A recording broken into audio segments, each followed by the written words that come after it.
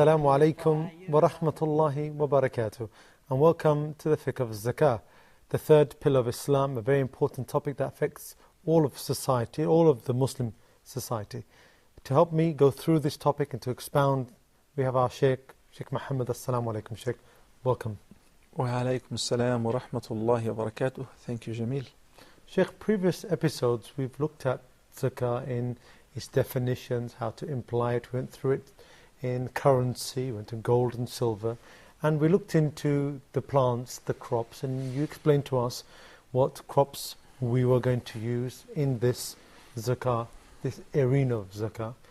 One thing you spoke about before were certain types of crops. So you said to us, for example, wheat, barley, raisins and dates.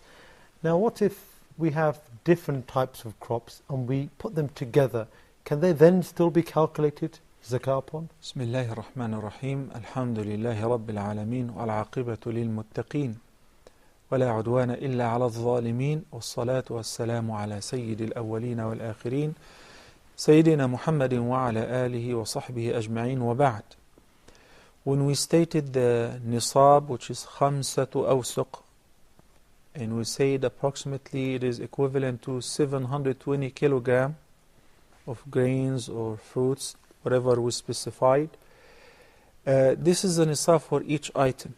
So if somebody possessed 4.5 awsuq of any of those categories, and another 3 or 4.5 of another category, we do not say we combine them together in order to complement each other and have the nisab or more than the nisab. No. The nisab for each category is independent. So if it doesn't reach it, then this part or this category is not zakatable. So like the gold and silver, like you told us before, there's no combination Exactly. in this. Is there any time that there can be a combination for these products at all? Is there any time at all that there's a If it mixture? is of the same category but maybe different varieties, so for instance, raisin, we have a higher quality and a lower quality in the same field. Or he has more than one field and the harvest is a good quality and a lower quality. So obviously it will be merged together and added to each other, and whatever the sum up, whether it is a nisab or more than the nisab. So because we do not say, because this is a different quality, it should be treated as a different category. And by the way, perhaps that would lead us to also speak about, since we're speaking about quality, that whenever the farmer or the person who is a zakah payer owes a zakah, Allah subhanahu wa ta'ala reminded us in the Quran with the following fact, that we should not look for the worst quality and take it out and give it to the poor. Unfortunately, people do that. For instance, when we buy dates in certain areas, people may put the good quality on top, just the first patch. Then when you finish it up, you will see the small ones, the defective ones beneath it. This is haram. This is cheating. And whenever we're supposed to give the owed zakah, we're supposed to choose what's good. What's the best of the crop, would you say? Not necessarily, because the Nabi sallallahu alayhi wa sallam said to Mu'adh ibn Jabal, وَإِيَّاكَ وَكَرَائِمُ أَمْوَالِهِمْ. So do not take the best to hurt the rich, nor do we take the worst to hurt the poor. Rather the average. Allah subhanahu wa ta'ala addresses the believers who are the zakah payers in Surah Al-Baqarah, in verse number 276, as follows. He says, يَا أَيُّهَا الَّذِينَ آمَنُوا أَنفِقُوا مِنْ طَيِّبَاتِ مَا كَسَبْتُمْ. Spend in a charity, the mandatory charity, from the lawful earning which you have earned. وَمِمَّا أَخْرَجْنَا لَكُم مِنَ الْأَرْضِ. That is pertaining the produce of earth. وَلَا تَيَمَّمُوا الْخَبِيثَ مِنْهُ تُنْفِقُونَ. And don't you aim at the worst of the produce in order to give it to the poor. وَلَسْتُمْ بِآخِذِيهِ إِلَّا أَن تُغْمِضُوا فِيهِ وَاعْلَمُوا أَنَّ اللَّهَ غَنِيٌّ حَمِيدٌ. Which means, put yourself in the position of the poor, the recipient. You yourself, you are not going to take this because you know it's a very bad quality, unless if you have to close your eyes in order to tolerate it. Act like, pretend that you did not see it because you're extremely hungry or you just have to take it. No. Put yourself in the position of the recipient. What would you like? You don't have to give the best, but at least مِن طَيِّبَاتِ مَا كَسَبْتُمْ. And don't aim at the worst of it. Jazakallah khair, Shaykh. Now, we've gone through in previous episodes wealth. We looked at the different types of wealth. And now we've gone through, for example, the currencies and gold and silver. We've gone through now plants. And, of course, that, of course, is food stuff. There's one part of this whole cycle that we haven't touched upon. And we could say it's one of the most important because many people are graded nowadays on this type of, shall we say, wealth, which is livestock or, shall we say, cattle. How does that fare in terms of zakah, Shaykh? Well, Allah subhanahu wa ta'ala informed us that there is zakah due on cattle, but not on livestock or on animals, but particular things such as camels, cattle or cows and buffaloes, and sheep. So these are the only three categories. So donkeys and horses and all of that, unless if they're used in trade. Okay? Yeah. Trade is different, as we discussed before. But the three categories or kinds of animals or livestock which is zakatable: al-ibil, camels; al-baqar, cows; al-ghanam, the lamb or the sheep.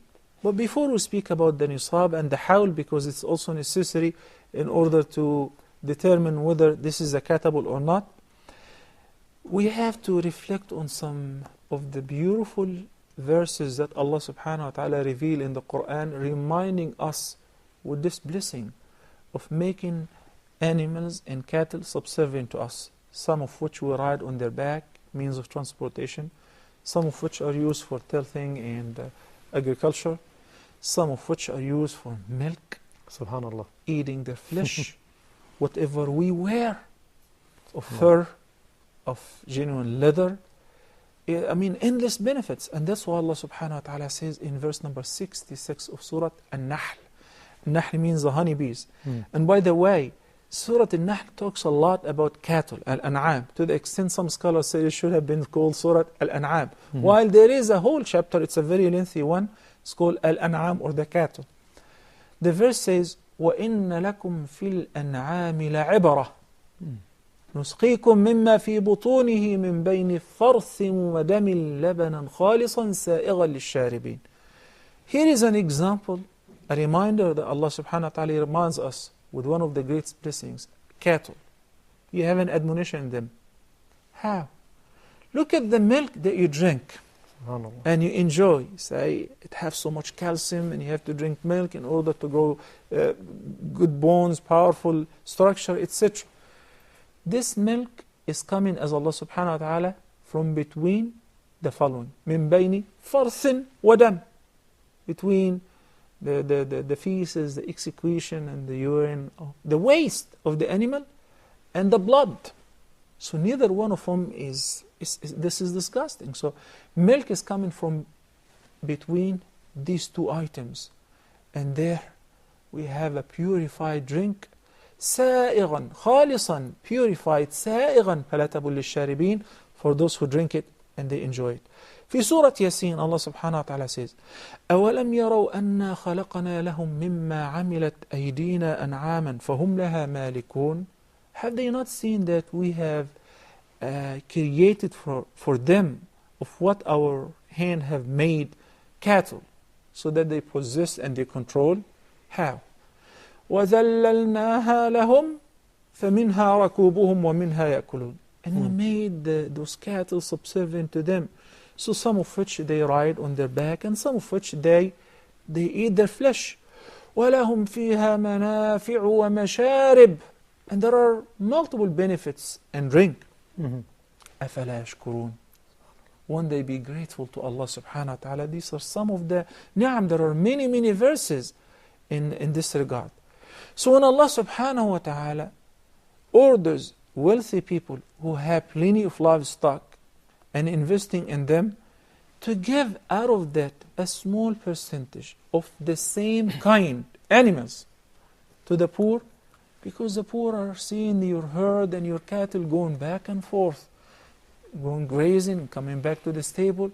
So they look at them. So Allah subhanahu wa ta'ala said, satisfy the need of the poor by some of what we have given you. Nabi sallallahu alayhi wa sallam indicated that the zakah due in livestock is in camels, cows, and sheep. And there is a general consensus amongst the scholars of the Ummah. These are the three categories which are zakatable, providing they reach the nisab. For each kind, there is a specific nisab. It is different than gold and silver and currencies, different than the plants and the fruits. And in case of livestock, al-hawl is required as well, which is possessing the livestock, the nisab, for one complete lunar year. وَأَن تَكُونَ سَائِمَةً. This is another extra condition, which is that freely grazing. They have free pasture. So they're not the ones which are, how do you say, brought up on and cultivated. These are ones that are going on the free land. Basically, you have your cattle or your camels and you send them in the open, they eat from the grass. It's called freely grazing. They eat from the green that Allah subhanahu wa ta'ala created. So in this condition, such livestock meeting those conditions, attaining the nisab, one complete year, and sa'ima freely grazing is zakatable. Remains for us to address the rate of zakah for each category. Jazakallah khair. This is a good point for us to take a short break now. Please remember, these topics that we're discussing are those which are beneficial for all of us. Please take a pen, take a pad, take notes. Very interesting, very informative topics. Please join me in a couple of minutes. Assalamu alaikum wa rahmatullahi wa barakatuh. Assalamu alaikum wa rahmatullahi wa barakatuh. Welcome back to the Fiqh of Zakah. Just before the break there, Sheikh, we went into the lively stock. We went speaking about cattle and how important Allah subhanahu wa ta'ala has given us in these cattle themselves. One point I would say, and very clearly, Sheikh, is that when you speak about lively stock, there's one cattle that you speak about which always comes to mind, and Allah speaks about in the Quran many a time, is camels. And one thing about the camels, they're very, very succinct as animals. How do we go and do zakah, or how do we collect the nisab on this kind of animal and the others that you mentioned, Sheikh? Okay. First of all, I would like to share with you something, as well as my beloved viewers. Whenever we were studying this in Al-Azhar at elementary school or middle school or whatever, it was a very hard subject when it comes to the nisab of the zakah on livestock. Because there's a lot of calculations and a lot of names and terms such as bintu labun or bintu makhad, etc. So sometimes we tend to skip it. And I understand that those who are watching us right now, once they hear those terms, they will be turned off. So I would say, let's educate ourselves and at least have an idea. We're going to make it very simple and easy as much as we can. Even if you're not a farmer or if you're not investing in livestock, have an idea in order to see how beautiful is our religion, that Allah subhanahu wa ta'ala explain everything in details. So true. Jazakallah khair. And before I touch base on any of that, let me give you a few terms. With regards to camel and their definition. The word bintu makhad is a she camel that is only 1 year or completed 1 year, and it is starting its second year. That is a bintu makhad. Ibn or bint labun. Bint labun is a she camel that is 2 years old and have started the third. Then the right pronunciation of the third one is hiqqah, not huqqah. Hiqqah, which is a she camel, 3 years old and starting already the fourth. Then, with regards to camel, the last is jaz'ah. This is a she camel, 4 years old, starting its fifth year. Okay, let's stop at that and speak about the zakah rate. There is no zakah on camels unless one possesses 5 of them. So if he has 4 and many sheep, it will not be zakatable. Let's look at the chart with us and the PowerPoint here. Once somebody possesses 5 camels, freely grazing for 1 complete year in his possession, then the zakah rate on it is 1 sheep. 1 sheep. share. Then when he has 10, or when his camels reach 10, then the zakah is 2 sheep. Thus every time they increase by 5, the zakah due on them is 1 more sheep, until they reach 25. In this case, we're going to use the terms which we discussed earlier. Bintu Makhad. Makhad means the mother is pregnant. So a she camel, a young she camel, which is only 1 year, have completed 1 year and entering the second. Whenever somebody possesses for 1 year 25 freely grazing camels, then he owes Bintu Makhad. Whenever they reach 36, then Bintu Laboon. This is a she camel, 2 years old and entering the third. Whenever they reach 46 camels, the zakah due is hiqqah, that is 3 years old, entering the fourth. Whenever they reach 61, the zakah is jaz'ah, that is 4 years old, entering its fifth. Whenever they reach 76, then it owes as a zakah 2 bint laboon. 2 bint laboon. From 91 to 120 camels, the zakah is 2 young camels which are known as hiqqatan. Okay? Whenever the number of camels is above 120, then on every 40 camels, the zakah due is 1 bint laboon. Again, the bint laboon is that a she camel, young she camel, 2 years old, entering the third. And on every 50 above the 120, the zakah due is 1 hiqqah. That is she camel, 3 years old and entering its fourth. Okay, I have a question for you now. Why, for the first, do we have 5 camels, and why 5 camels, 1 sheep? Why not, say, for example, because you cannot give a camel, the zakah rate is very tiny and small. You remember in case of gold and silver, when we say 2.5%, you can exactly extract the amount from gold or silver or paper money or currency. But how would you take this out of a camel? Cut an organ or a limb? So it is relating to it. And later, inshallah, we'll speak about whether we're obliged to pay zakah as is specified, or we can pay the value, and we'll discuss this in details, inshallah. Now let's talk about the zakah rate on cattle, if time allows. We said the zakah is not due on camels until they reach 5. In the case of camels, the cattle are subject to zakah provided they are freely grazing herd and number 30 at the completion of the hawl or the lunar year. At this point, the zakah is due to give a tabi' or a tabi'ah. Tabi' or a tabi'ah, it is a baby camel that 1 year old entering or 1 year old tabi'ah for a male, and for a female or a cow is tabi'ah. Whenever the cows reach number 40, the zakah is musinna. It's a musinna, it's a cow that is 2 years old. Whenever the number reaches 60 cows, then it owes zakah 2 young cows, 2 tabi'ahs. Whenever the number reaches 70, then the zakah due is musinna and 1 tabi'ah. Musinna and 1 bull that is only 1 year old. And whenever the number reaches 80, then we have the zakah due on that. It owes 2 musinnas. And when it reaches 90, then 3 tabi'ah. 100, it owes 1 musinna and 2 tabi'ahs. I have to say that, and this is just general information for those who are not into the livestock business, but in order to understand that the deen really dealt in details with every aspect. So the farmers have to know what concerns them.